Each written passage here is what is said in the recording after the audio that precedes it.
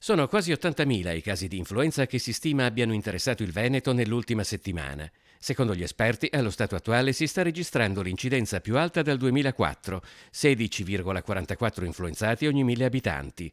La fascia di età più colpita è dei bambini sotto i 4 anni. La campagna vaccinale dell'Ustre Serenissima prosegue a sprombattuto, anche facendo tesoro dell'esperienza accumulata durante il Covid. Contiamo nei prossimi giorni di raggiungere e superare i 100.000 vaccini e l'appello forte che facciamo è se anche oggi l'influenza si vede solo nei piccoli, che sono la prima fascia della popolazione che viene colpita, sappiamo che poi il picco dopo Natale arriverà per tutta la popolazione più adulta e anche quindi con una maggior fragilità. Ci si può vaccinare dal medico di medicina generale, dal pediatra di libera scelta per quanto riguarda i bambini, presso gli ambulatori dei servizi vaccinali delle ULSS ed in alcune farmacie.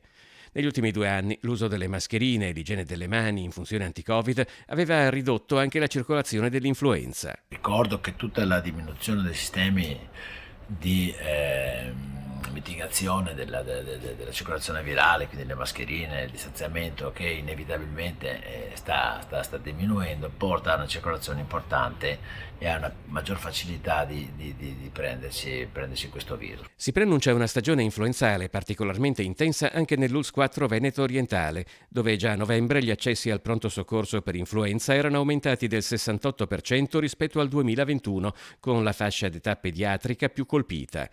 La vaccinazione antinfluenzale sta comunque procedendo bene. I medici di famiglia, ad esempio, ad oggi hanno somministrato l'80% delle dosi consegnate.